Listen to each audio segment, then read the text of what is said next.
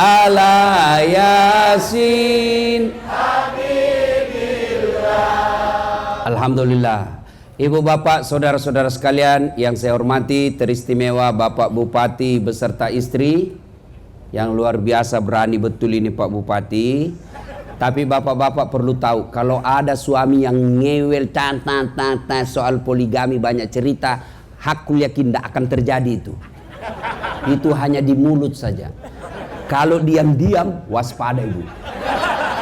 Kalau percaya saya Bupati, selama bapak suka ngomong soal poligami, tidak bakal terjadi.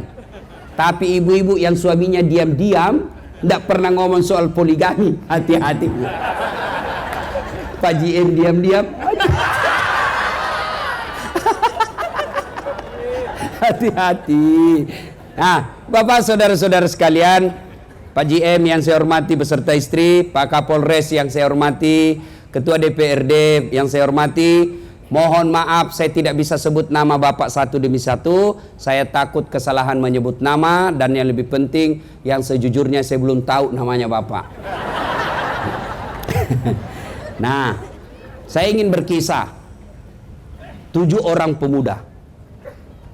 La ilaha illallah, tiada Tuhan selain Allah, jangan sembah kecuali Allah. Bagaimana reaksi masyarakat waktu itu? Semua membencinya. Bahkan pejabat waktu itu perintahkan, tangkap anak muda itu, mengejarkan kesesatan. Maka dikejarlah 7 pemuda ini. Mereka dimaki, mereka dilimpari, mereka dihina, mereka diteror. Maka mereka lari masuk ke dalam gua. Begitu masuk dalam gua, sebelum mereka tidur, mereka berdoa kepada Allah, ya Allah, rahmati kami, lindungi kami dari orang-orang jahat, selamatkan akidah kami ya Allah. Mereka tidur. Al-Quran jelaskan, tidak masuk akal. Mana bisa orang tidur 309 hari? 2 hari aja orang tidur sudah bening. Berapa ibu? Ternyata ibu perhatikan, 309 tahun, tidak masuk akal. Tapi kalau Allah yang mau, pasti terjadi. Musa alaihissalam, Fir'aun punya keputusan, siapa yang melahirkan laki-laki, bunuh hidup-hidup. Siapa yang didapati hamil, ditunggu anaknya. Kalau laki-laki, bunuh hidup-hidup. Akhirnya perda dilaksanakan. Semua laki-laki bayi yang lahir, kubur hidup-hidup. Lahir Musa, gelisah ibunya, dibawa lari. Akhirnya ibunya pasrah. Ibunya membuat peti. Dihanyutkanlah Musa kecil ke atas peti, Sungai Nil. Subhanallah, tidak sampai di situ, justru petinya Nabi Musa hanyut, masuk ke pengarangannya Fir'aun. Siapa yang dapat? Istrinya Fir'aun. Fir'aun bikin perda bunuh anak laki-laki. Justru Musa alaihissalam besar di dalam rumahnya Fir'aun, laknatullah alaih. Selamat Nabi. Tidak masuk akal, tapi kalau Allah yang mau, pasti terjadi. Banyak lagi kisah-kisah keajaiban dalam Quran, tapi karena waktu yang terbatas, tidak cukup kita ceritakan. Lalu apa hikmahnya? 1, ternyata dari dulu pengusaha dan penguasa kadangkala menjadi lawan dalam dakwah. Namrud, Fir'aun, Abu Jahal, contoh yang Al-Quran, mereka melawan dakwah. Tapi alhamdulillah di Cilacap, bupati kita mendukung dakwah. Mana buktinya? Saya diundang ceramah. Bahkan beliau katakan, istri saya Ustadz tiap malam dengar ceramah. Saya tidak tahu apakah setelah itu ibu ikhlas suami kawin lagi. Itu efek yang lain. Tiap malam, alhamdulillah.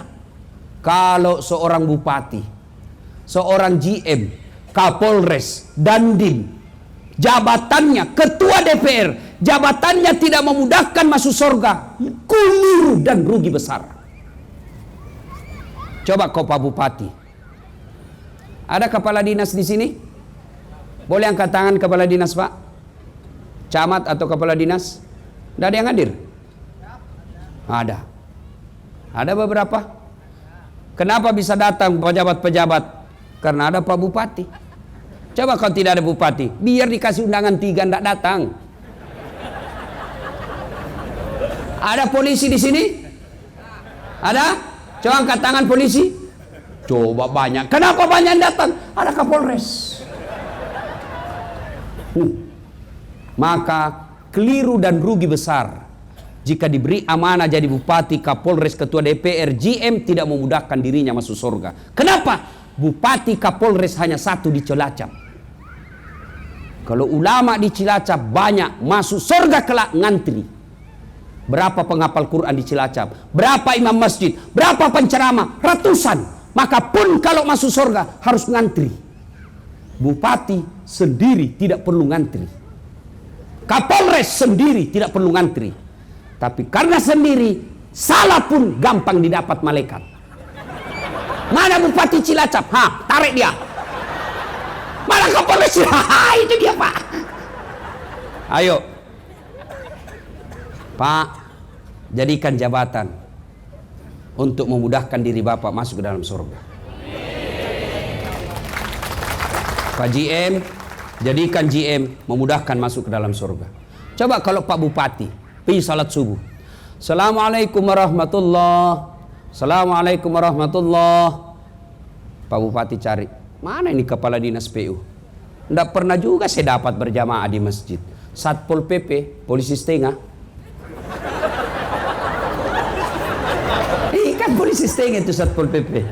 Sampai-sampai saya pernah begini, ada komandan Satpol PP, dia bilang, Ustaz, gara-gara ceramahmu banyak Satpol PP ceramah. Digugat cerai, digugat sama istrinya. Kenapa? Istrinya keberatan. Karena bukan kau pale polisi, kukira kau polisi, ternyata kau polisi setengah. Satpol PP lapor sama kepala dinas PU. Pak Kadis, tadi subuh Bapak dicari sama Pak Bupati. Beliau katakan, ini kepala dinas PU tidak pernah juga didapat di masjid. Besok Pak, subuh jam 4, setengah 4 sudah ada di masjid. Kenapa? Karena dia takut dicopot jabatannya. Begitu juga Kapolres. Kalau Kapolres datang sholat duhur, Assalamualaikum warahmatullahi wabarakatuh, Assalamualaikum warahmatullahi wabarakatuh. Mana ini Kambim, ini Kasat Bimas. Tidak pernah juga didapat ini Kasat Bimas datang di masjid. Baru dia bimbing masyarakat, tidak pernah ada.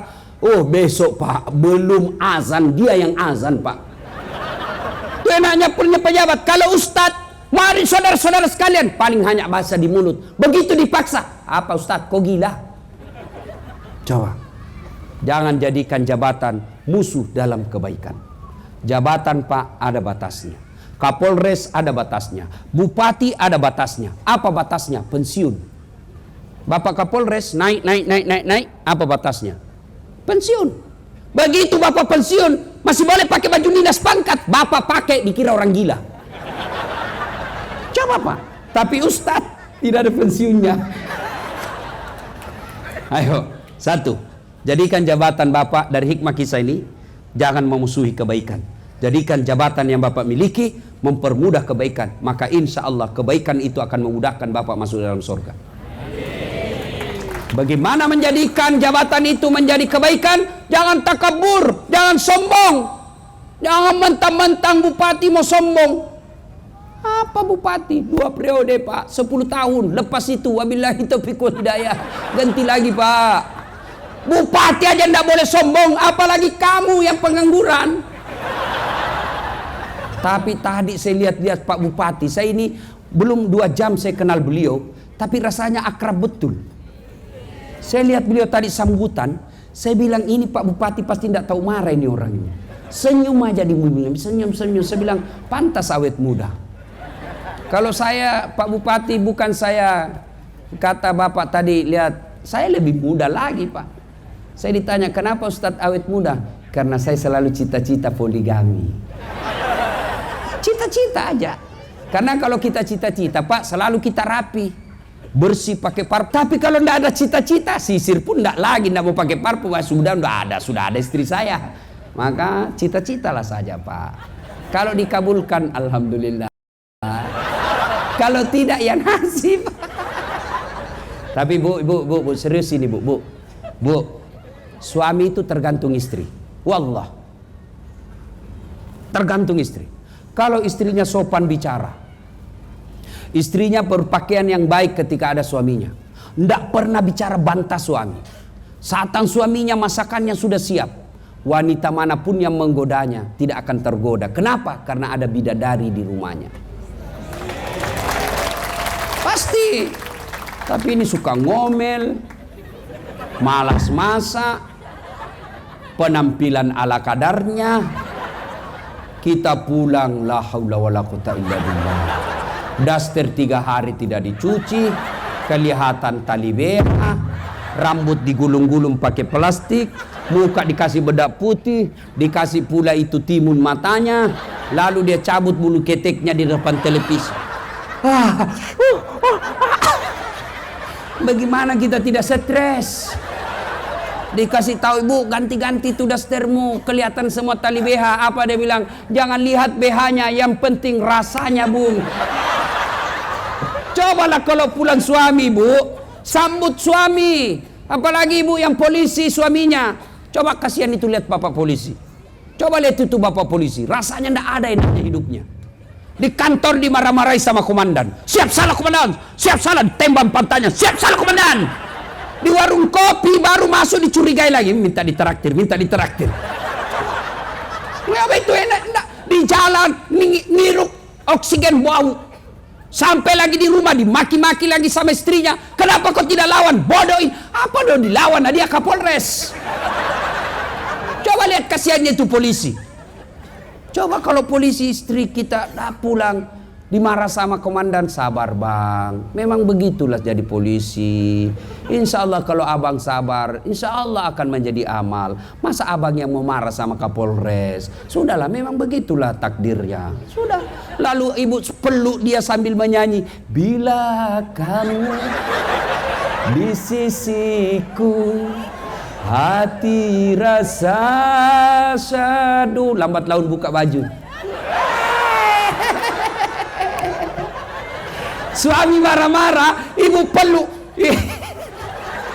Suami ibu marah-marah, peluk lagi dari belakang sambil menyanyi, insaflah wahai tenang. Jangan malah pura suaminya sudah pensiun batu-batu, dia pangkulah suaminya sambil menyanyi, dia usap-usap rambutnya. Bila Israel datang menjemput.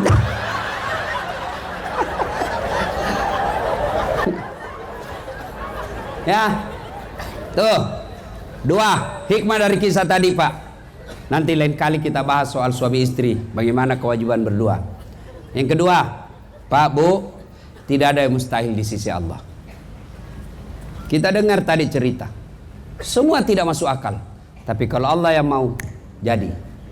Mana bisa orang Bugis bisa jadi GM di Cilacap?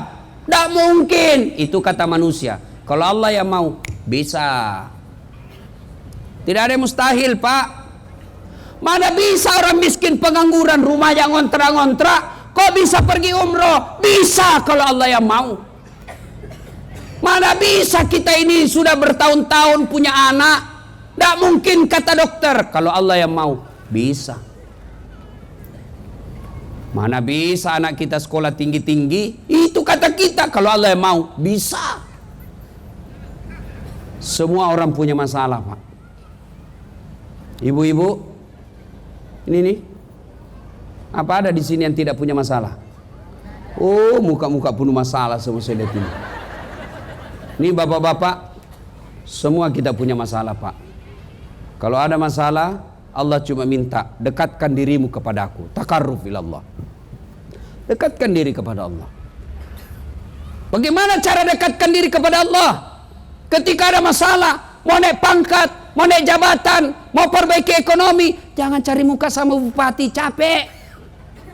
Iya pak, siap pak, siap.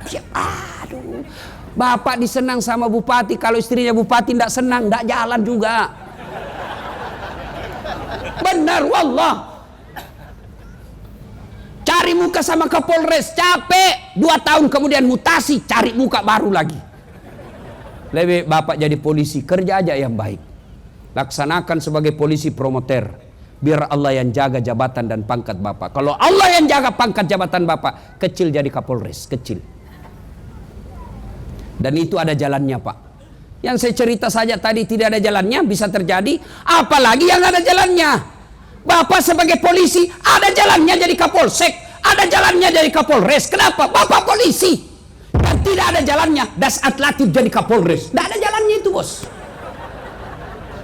Maka tidak usah putus asa. Dekatkan diri kepada Allah. Jangan cari muka sama manusia. Gimana caranya? Contoh bupati dengan ajudan. Coba lihat bupati dengan ajudan. Panggil ajudan. Ajudan! Biar lagi tidur langsung lompat. Siap komandan. Coba Kapolres nanti kalau dipanggil ajudannya. Siap komandan. Biar lagi makan kacang. Siap perintah. Kira-kira Pak Kapolres ada panggil ajudan. Ajudan, tunggu dulu Pak. Diinjak lehermu. Allah manggil kita 5 kali sehari semalam. Hayya 'alas shalah. Sini. Saya kasih kau yang kau mau. Hayya 'alal falah. Sini. Saya kasih kau kemenangan. Tapi ada jawaban kita. Tunggu. Masih ada rapat. Tunggu. Ada tamu. Allah. Ya sudahlah, kau urus tamumu karena saya cari kau, saya ajak kau, saya mau kasih kau kemenangan, saya mau kasih kau kekayaan, saya ajak kau kemenangan, tapi kau lebih urus manusia. Sudah, uruslah itu urusanmu. Wajar 30 tahun jadi polisi tidak bisa lepas dari BRI. Salatullah salamullah ala toha Rasulillah. Salatullah salamullah ala Yasin. Bu-ibu, ibu nih sengsara. Suami kok jelek sifatnya, makin kesini makin hilang sifat baiknya yang dulu kita kenal. Jangan curhat di medsos. Ibu ambil sajadah, ngadu kepada Allah dalam solat. Namanya solat hajat. Selesai solat hajat, ngadulah ibu. Doa tidak harus menghafal yang ada di buku. Doa tidak harus pakai bahasa Arab. Adik-adik mau lulus fakultas kedokteran, adik-adik mau punya kerja jadi pegawai, mau lulus jadi polisi, jangan nyogok. Karena kalau kau nyogok semua gaji-gajimu haram. Mau jadi anggota DPR jangan nyogok. Karena kalau kau nyogok gajimu sebagai anggota DPR itu haram. Maka lebih baik curhat kepada Allah. Ya Allah, saya tidak mampu menjaga suamiku 24 jam. Engkau yang maha menjaga ya Allah. Tidak mungkin saya bisa memarahinya. Aku tidak punya kuasa di hadapan suami saya Allah. Tapi engkau yang punya kuasa segala-galanya. Bimbing dan tuntun suami saya Allah. Pelihara cinta dan kasih sayangnya. Palingkan hatinya kepadaku. Buat dia pusing kalau dia tidak lihat saya dalam 2 jam. Allah kabulkan. Hei bu. Kenapa doa kita biasa tidak dijawab? Karena kita hanya berdoa di medsos, bukan berdoa dalam sholat. Update status, ya Allah lindungi suamiku, ya Allah murahkan rezekinya. Di status, sibuknya itu Tuhan mau baca statusmu. Yang ketawa saya serius ini. Maka ibu, yang kedua, kenapa doa tidak diijabah Allah? Karena ibu berdoa tidak paham apa yang ibu minta.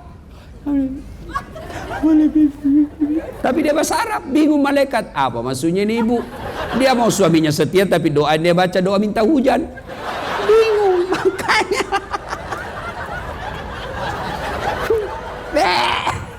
Makanya tidak harus pakai bahasa Arab. Pakai bahasa Indonesia boleh, bahasa Jawa monggo. Oh my God, please help me my mother. Oh my God.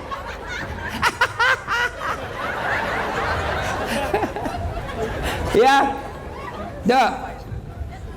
Saya sudah sholat Ustaz, tapi kok hidup saya susah. Betul Bapak sholat, tapi main-main. Allahu Akbar.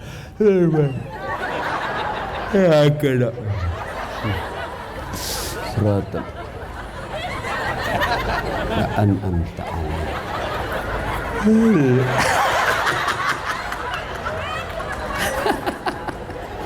Yuk, Ibu, ada tanya saya, Ustaz, bolehkah sholat tidak pakai BH? Kenapa Ibu? Panas di rumah Ustaz, baru pulang pasar, sudah mau habis asar, jadi saya sholatlah kepanasan. Boleh pakai B, tidak pakai B? Boleh Bu, sah. Tapi Ibu ndak beradab. Boleh sah sholatnya, tapi tidak beradab. Ibu menghadap bupati tidak pakai BH. Mohon maaf Pak Bupati, saya buru-buru dilempar kok sama istrinya. Kurang ajar ini menggoda suami saya. Salatullah salamullah ala toha Rasulillah. Salatullah salamullah ala Yasin.